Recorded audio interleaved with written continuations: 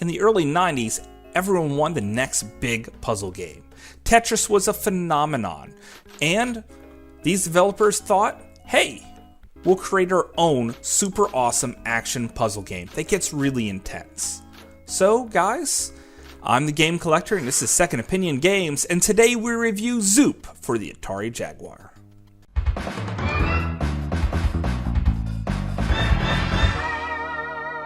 Second Opinion Games. First off, because I really have to pad this review out, a lot of people make fun of me because of the way I say Jaguar. Well, I grew up here in America, and I got to hear the commercials a lot. I also say Z instead of Z, so you people in Europe, I know you kind of created the language, but us Americans, we refined it as our own at the very least. So, how do we say Jaguar? Well, let me remind you. More boldly on Jaguar by Atari. Doom for the 64-bit Jaguar. Jaguar! Jaguar! Jaguar! So there's two different types of gameplay to Zoop. There's continuous, where the screen doesn't clear after every level, and there's level, where the screen does clear after each level. That's pretty self-explanatory. Okay, so there's 4 different color blocks, each with a unique shape.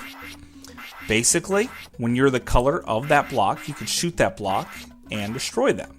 If you're not that color, when you shoot a block, you take over that color's shape-ish and color to destroy other blocks. It's a very simple concept, but the game gets ridiculously hard. But with a little bit of practice, you'll find yourself clearing levels in no time. Now, I did play the SNES version quite a lot, and a lot of people love that D-pad.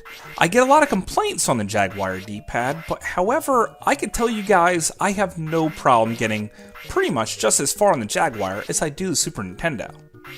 Also, the sound effects are a bit better on the Jaguar. On the Super Nintendo, they're a bit worse, but the music's better. Jaguar's music is a little quieter. It's not overall worse, it's just a little bit different. The graphics, you might expect them to be largely better on the Jaguar, but the same thing. Jaguar graphics are pretty good in their own right, it's just more of the same. Not one's better or not better than the other, it's just slightly different. The Jaguar does do one thing that, as far as I know, the Super Nintendo didn't do, and that's it actually saves your high scores.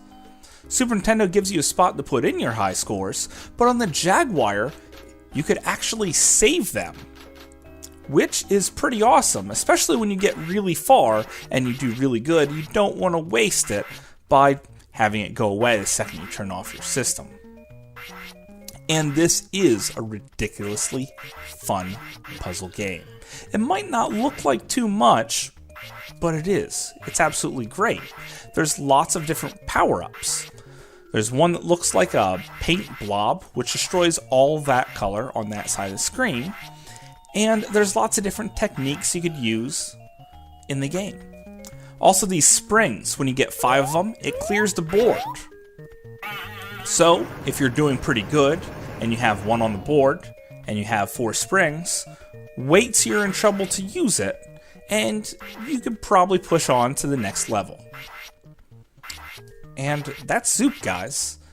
This was on so many systems at the time, so I'm glad they kept it very simple, and I'm also glad that my Jaguar can play it with ease, even with the D-pad, which personally, I like the Atari Jaguar controller very much.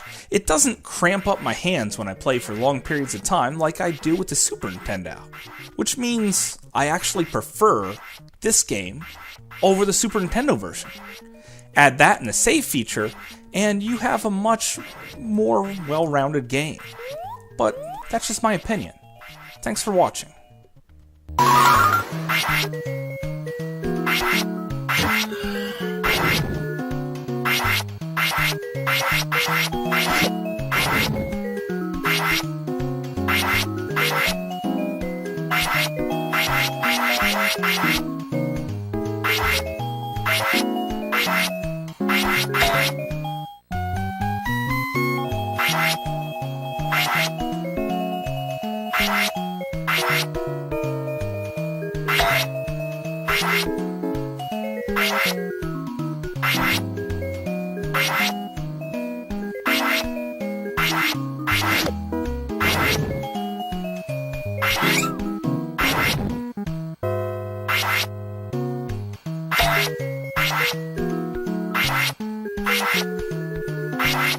Hey everyone, if you like this review, please subscribe.